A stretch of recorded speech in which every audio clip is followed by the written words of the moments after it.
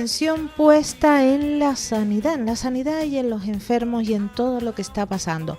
Saludamos a nuestra invitada que se encuentra pues en la capital de España, en Madrid. Ella es la presidenta de la Asociación Nacional del Defensor del Paciente, Carmen Flores. Buenos días. Hola, buenos días. ¿Cómo se encuentra, Carmen?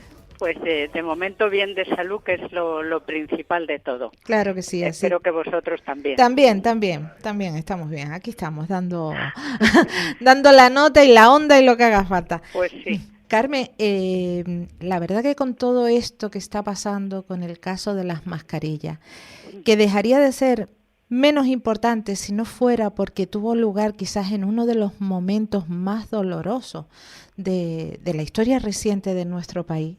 Muchos estábamos pendientes pues de la pandemia, de cómo salir adelante, de cómo nos tenían en casa, de cómo nos íbamos a proteger al salir a la calle, de muchísimas asociaciones, hay que decirlo, con trapos, buscando trapos higiénicos para hacer mascarillas, para donárselas a los equipos de fuerza, a los equipos de seguridad que estaban en la calle. Desde la Asociación del Paciente, que también del Defensor del Paciente, ¿cómo están viviendo todo esto? Bueno, con vergüenza. Es decir, cuando alguien con abuso de poder, con el abuso de confianza que le das los ciudadanos, en este caso, cometen semejante tropelía, porque no es otra cosa, nada más que abusar de una situación, además en las que estábamos todos inmersos. Esta asociación no dejó de trabajar, lógicamente, por la situación que tenía, ni siquiera cuando estábamos encerrados, y otras asociaciones exactamente lo mismo. Aprovecharse de esa situación, tanto las empresas como los propios políticos, no solamente es de vergüenza, es simplemente de cárcel. Es decir, yo siempre digo que el que la haga, que la pague, se llame como se llame, sea de donde sea y ocupe el puesto que ocupe. La tristeza y la pena es de cuántas cosas no nos enteraremos, porque estamos hablando de que estamos en el 2024. Es decir, este tipo de cosas salen a la luz ahora, hace poco tiempo relativamente, en Madrid, la señora Ayuso con su hermano, en otras comunidades que yo entiendo que el gobierno, efectivamente, por lo que entendí hace muy poquito, iba a poner en marcha una investigación de qué había pasado en todas las comunidades autónomas con las mascarillas, pues evidentemente creo que sería deseable toda la claridad y toda la información que tenemos derecho a tener los ciudadanos. Si encima te das cuenta de que además de golfos son tontos, porque por una sencilla razón Canarias da una serie de millones de los ciudadanos, esto que quede claro, no salían de su bolsillo, entonces los daban alegremente. Y además de ese dinero lo dan alegremente y no obtienen nada. Es decir, regalan el dinero por algo que ni siquiera se puso en marcha, es decir, las mascarillas no llegaron nunca. Y cuando no, las mascarillas que llegaban defectuosas. La pregunta es, antes de comprar a empresas, antes de hacer negocios, no se ponen en conocimiento de todos, no se hace entre todos y lo hace solamente un departamento que luego puede ser absolutamente corrupto y nos encontramos con una situación al cabo de años. Esto me parece muy fuerte. Parece muy fuerte porque es el dinero nuestro, es que no es de ellos, es nuestro. No es nuestro dinero, Carmen, también nuestra confianza, nuestra seguridad, porque yo ayer estaba viendo todo esto y de repente, de verdad que me acordaba de lo mal que lo pasamos, de ese miedo de taparnos la boca con lo que sea. Yo recuerdo ver imágenes de gente hasta con botellas de plástico de estas grandes de 10 litros para taparse. Y si ya nos vamos a los hospitales, ¿quién no se acuerda de esos médicos haciéndose manteles con bolsas de basura, haciéndose con lo que fuera un tapabocas, y mientras tanto pensar que había gente negociando con todo esto para llenarse los bolsillos? Sí. Evidentemente es que los pobres no tenían para llegar a fin de mes, no tenían para comer y tuvieron que hacer esto, ¿no? La realidad, y lo digo de verdad, yo, aunque he mencionado la cárcel, yo no quiero cárcel para estas personas, yo quiero que devuelvan todo el dinero que se han llevado y que los dejen. Sí, pero que lo devuelvan de su bolsillo, no de las cargas, no de las arcas públicas. Obviamente, de su bolsillo, desde luego de las arcas públicas bastante han delinquido ya con ellas. Por tanto, es muy llamativo que desde luego personas que tienen un buen sueldo, que tienen una buena confianza, que tienen un buen puesto, se la jueguen nada más que por egoístas, ¿eh? Egoístas y para al final, ¿para qué? Al final, ¿para qué? Porque evidentemente ahora mismo la situación de los ciudadanos es de desconfianza. Cada vez que pase algo, obviamente van a decir, no, si estos roban siempre. No, todos no roban, todos no son delincuentes como lo que nos encontramos, pero evidentemente cuando hay un fallo en la confianza que pones en unas personas, pues cuando te fallan en esa confianza ya es difícil creer en ellas. Y por tanto, los ciudadanos es lo que nos pasa. Y lo que nos pasa es que la falta de confianza hace que luego elijamos cosas que nos hacen muchísimo más daño. Y Carmen, otro asunto que también duele muchísimo y tiene que ver con todo esto del COVID en los peores momentos, las residencias de mayores. Yo sé que, usted es afectada porque directamente fue increpada, fue amenazada, creo, sí, por la presidenta de la comunidad, exacto, de Madrid. ¿Cómo se toma usted, cómo se lo tomó cuando la escuchó el otro día en la asamblea decir que de todas maneras se iban a morir, que para qué iban a llevar a esos ancianos a residencias, para qué trasladarlos? Eso tiene una respuesta. El otro día en una entrevista que le hicieron a la señora Ayuso en el programa de Carlos Herrera, hubo un periodista de la COPE que le dijo, señora Ayuso, le preguntó por las residencias y le dijo, señora Ayuso, si hubiera sido un ser querido de usted, ¿los hubiera dejado sin asistencia? La contestación ya es obvia, ¿no?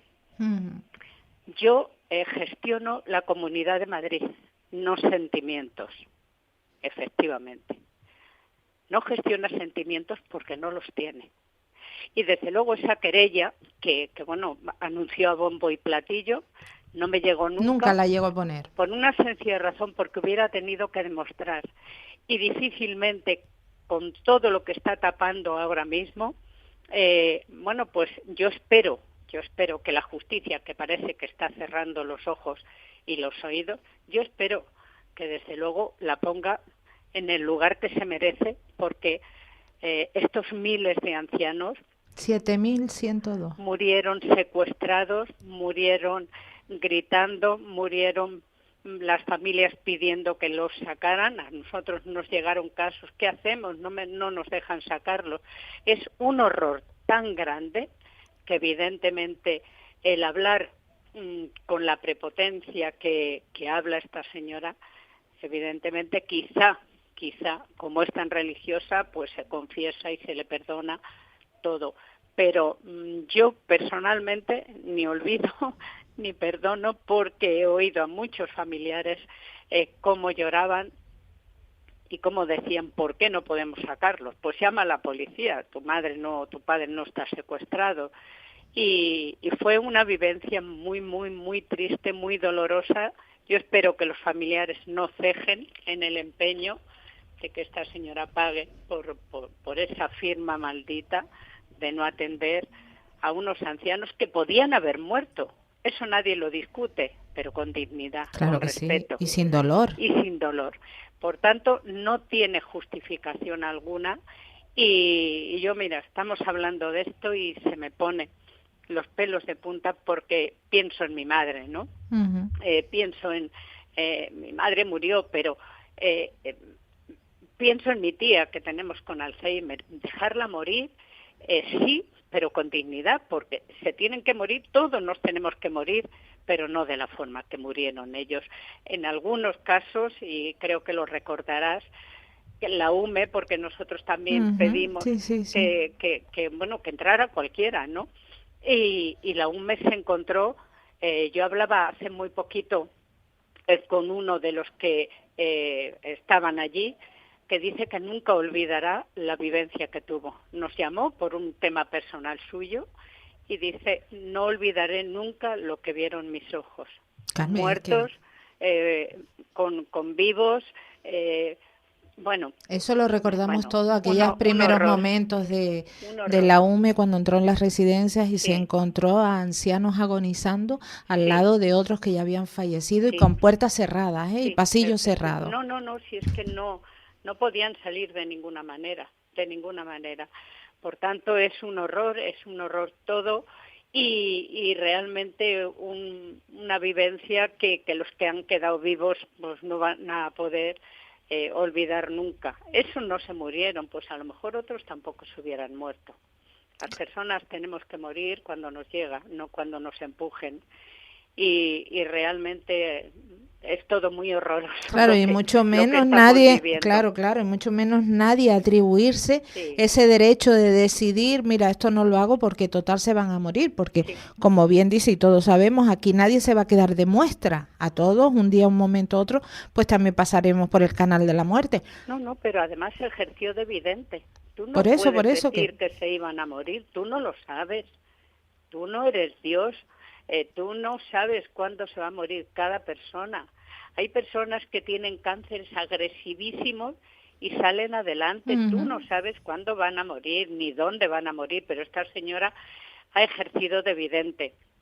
Y desde luego, pues es eso, es un horror para no atenderlos y un horror en todos los sentidos, ¿no? Nos encontramos, por ejemplo, con chicos de estos que están en acogida, que hace Sí, poco tutelado. hubo un incendio, los han trasladado y la señora Ayuso ha dicho que no, que en habitaciones de menos de 5 metros cuadrados. Es la bondad de la persona. Es decir, yo no me importa qué ideas políticas tiene, siempre y cuando la persona sea una buena persona, porque lo demás no me importa. Los que hacen los de las mascarillas no son unas buenas personas. Los que hacen esto que está haciendo la señora Ayuso no es una buena persona. Y esto es lo que más me importa del ser humano, que sea una buena persona, que tenga sentimientos.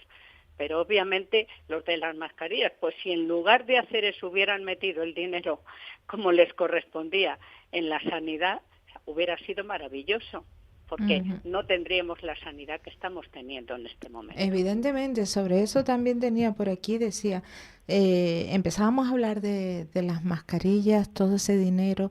Aquí en Canarias hace 2 o 3 días salió otro tema de la Fiscalía, otros 23 millones de euros que entran a formar parte de un entramado también con la sanidad por medio. Sí.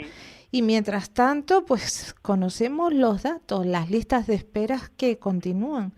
Eh, uno Y se Tere, mete... me vas a permitir, yo el otro día mandé una cosa a la Fiscalía porque los pacientes de un hospital de Canarias estaban ingresados ya, y diagnosticados y durmiendo en sillas. Qué horror. Y Entonces, eso donde, bueno, no sé si nos puede contar, no lo sabía ese sí, ahora detalle. mismo no tengo el hospital aquí, pero no te Ajá, preocupes que después te lo mando. muy bien. Y vamos a ver, es una falta de respeto, una falta de humanidad, una falta de responsabilidad como mandatarios, sentados en sillas de plásticos, durmiendo, ya ingresados, con ya sus ingresos hechos.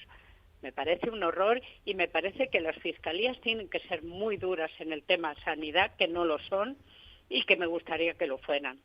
Yo no puedo mandar en la justicia, obviamente, como nadie, pero creo que no son temas administrativos como nos cuentan, sino ya son temas penales, porque dejar a una persona ingresada, enferma, sentada en una silla de plástico en un hospital público, me parece de juzgado de guardia.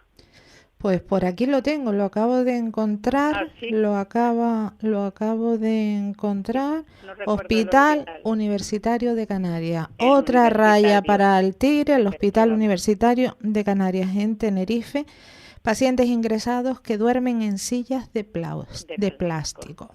Sí, efectivamente, La verdad que es efectivamente. De terrorífico. momento no tengo comunicación de la Fiscalía. Yo espero que la Fiscalía en estos casos tiene que actuar sí o sí, porque al final y al fin y al cabo son los defensores de la justicia de los ciudadanos.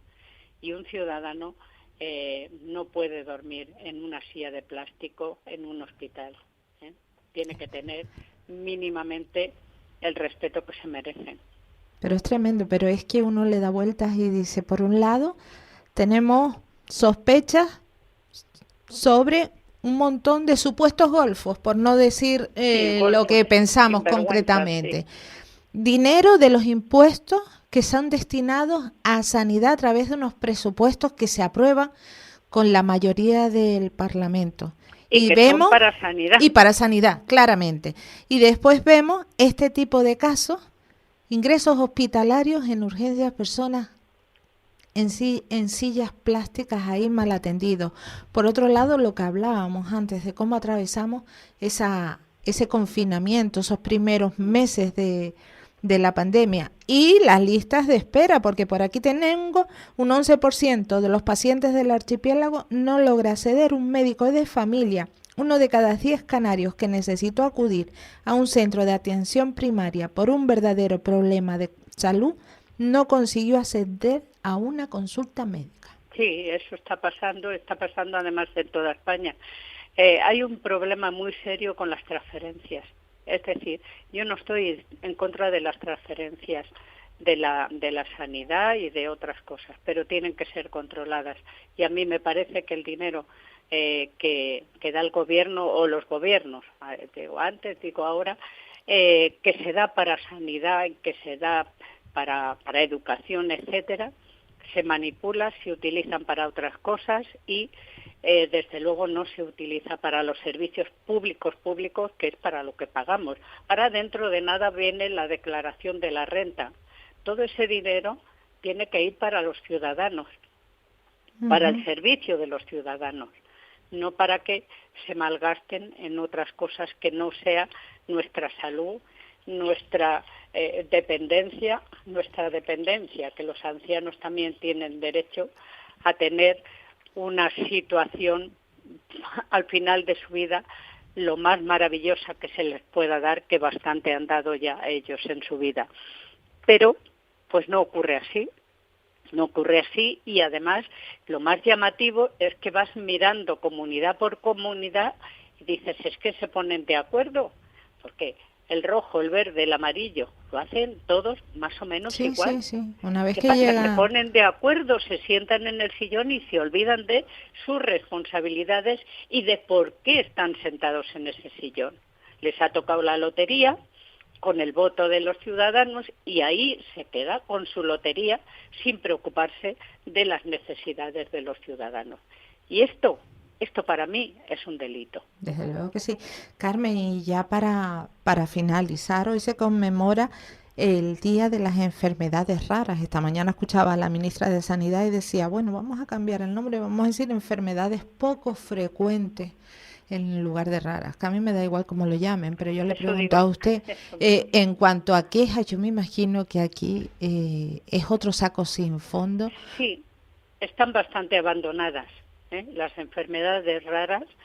Vemos, por ejemplo, el ELA, vemos otras enfermedades que están reconocidas por la Organización Mundial de la Salud, pero que no se toma ni siquiera los médicos, Cuando llega una enfermedad rara, de las llamadas raras, diga la ministra Ujú. lo que le parezca, Sí, que sí. le ponga el título que quiera, pero cuando llegan se les hace poco caso. Precisamente por ser desconocida, pues habría que tomar en cuenta las sintomatologías que tienen, ¿no? Hay personas con situaciones muy, muy, muy graves y poner todo lo que esté en nuestro alcance, porque el día de mañana el que cree que no le va a pasar nada o que no va a tener una enfermedad de ese tipo está muy equivocado.